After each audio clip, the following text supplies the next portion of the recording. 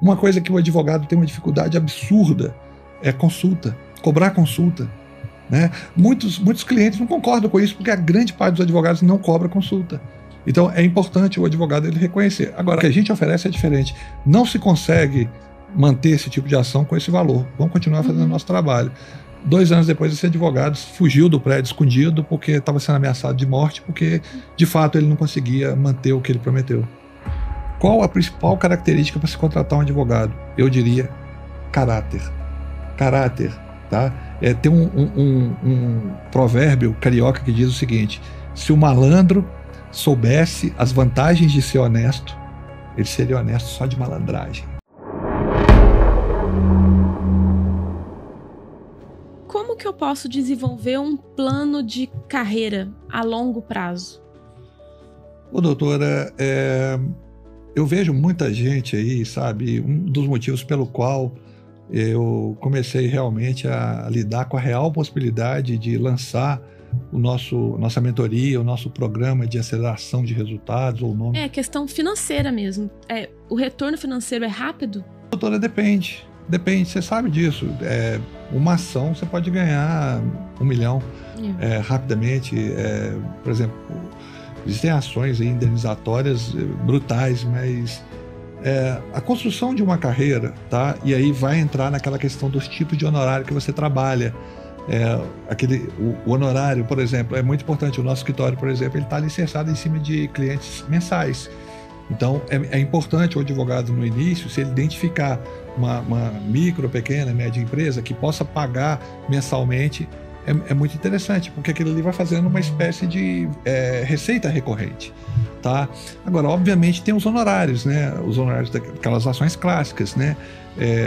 Por exemplo, divórcio, ação de revisão de dívidas bancárias, ações tributárias, enfim.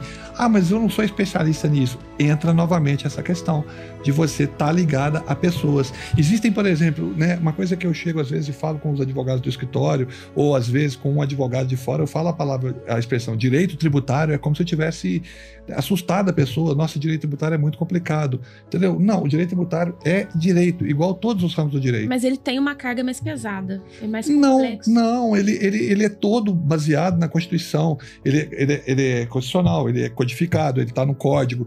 Enfim, existem áreas do direito tributário, por exemplo, recuperação de TBI. Você pode desenvolver uma espécie de nicho para você trabalhar, que basicamente de recuperar ITBI a mais. Então, isso vai colocando dinheiro no caixa do escritório. Uma coisa que o advogado tem uma dificuldade absurda é consulta, cobrar consulta, né? Muitos clientes não concordam com isso porque a grande parte dos advogados não cobra consulta.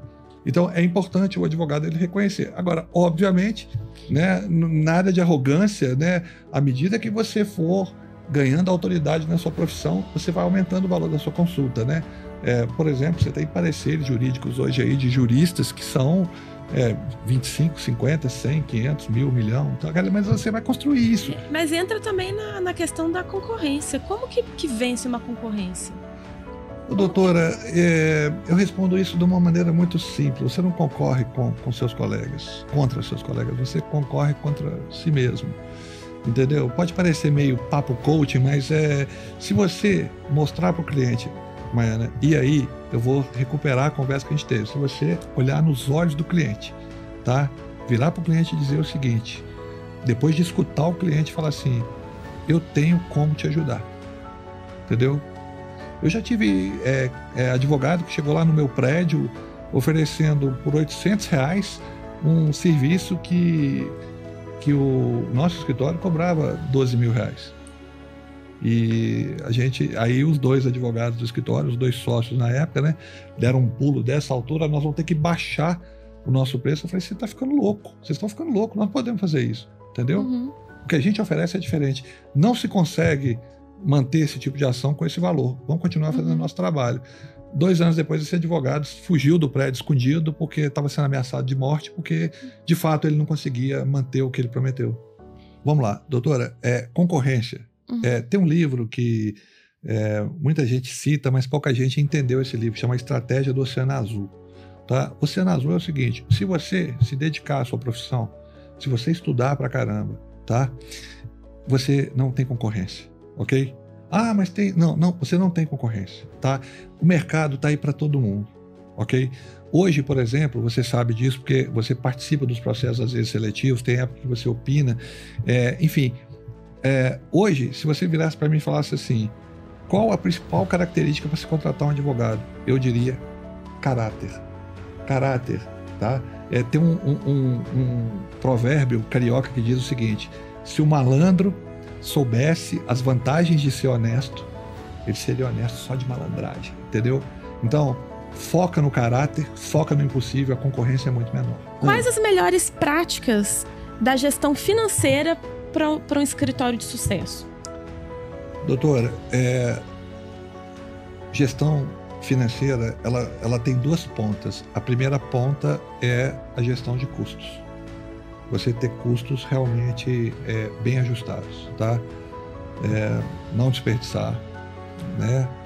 E da outra ponta é a própria geração de receita, né? A base do nosso sistema de aceleração de resultado, da nossa mentoria, como quiserem chamar, é um sistema de otimização de honorários advocatícios, que é resultado de 25 anos de experiência. Mas, num primeiro momento, é muito importante você trabalhar com os custos. Qual é a maneira mais eficaz de pedir referência de um cliente satisfeito? Uma nota no Google. Doutora, eu sou muito a favor de na tora, direto. Entendeu? A grande questão é o seguinte: tem uma estatística que diz que um cliente feliz, ele te indica para 5 pessoas. Um cliente infeliz vai te destruir para 30, 50, entendeu? A raiva, ela é muito mais poderosa que a gratidão. O que não existe muito na nossa relação, você sabe que profissionalmente, Maiana, quando o advogado vence a ação, não passa de obrigação, né? São poucos mesmos, nem tão poucos, mas não são assim, não é comum, você venceu a ação, entendeu? E é muito difícil quando você vai cobrar o êxito, né? Quando você vai cobrar o êxito, o cliente fala, não, afinal de contas, eu que fiz tudo. Né? Não é comum isso acontecer? Uhum. O cliente às vezes fala, eu fiz tudo, você só... Aqui, doutor, quanto você cobra para levar o processo lá por fora? Eu me imagino assim, né? Eu descendo a Araguari ali com um carrinho, né? Levando o processo por fora. E hoje nem precisa, né? É só clicar, né? Bater o processo virtual. Mas é complicado isso, doutora. Sou muito de chegar para a pessoa, né? Quando a questão é avaliação nas redes sociais, após a vitória, né, eu mando um link para a pessoa e falo, se eu gostaria de nos avaliar. Uhum. E aí nós temos uma nota altíssima, né? Nós temos a nossa nota é muito boa. Milhares de clientes. Inclusive, eu acabei de terminar. Eu escrevi uma crônica exatamente falando sobre nota 5 no Google. Ninguém que tem mais atualmente nós estamos com 45 mil processos ativos, não é possível você ter uma nota 5, tá? E desconfiem de nota 5. Normalmente as notas 5 no Google... Tem 8 avaliações. Oi? Tem 8 avaliações. Dos parentes. Mas, na verdade, tem até algumas avaliações. Por exemplo, nós tivemos um caso de uma escolinha que foi acusada de pedofilia, de prática de pedofilia lá. Lembro. E aí as pessoas choveram no Google da escolinha e a escolinha conseguiu uma liminar proibindo o Google de negativar. Então, quer dizer, se você olha para essa escolinha lá, ela não é uma escolinha acusada de pedofilia. É o melhor lugar para você matricular seu filho. Então, muito cuidado com isso. E agora, com relação a marketing, esses e-mails, o que o senhor entende? Qual que é a sua opinião, posição? Uma das mais poderosas formas, tá? E aí vou falar novamente com o jovem advogado. É uma das mais poderosas formas de mídia. E o advogado, o jovem, ele usa muito pouco, tá? A chamada newsletter, tá? O que acontece? Você escreve uma coisa legal e manda para aquelas pessoas. Obviamente, procure enviar para quem autoriza o envio, que é o chamado marketing de permissão. Não envie newsletter para quem não pediu, ok? Você pode trabalhar com caixas de mensagem, com perguntas e tal, mas a grande questão primeiro, analisa o que o teu cliente, a tua persona, a pessoa a quem destina o seu trabalho, o que essa pessoa quer, fale sobre esse assunto, esclareça os direitos e envie newsletters com uma periodicidade razoável, né? Tem uma máxima do marketing, né?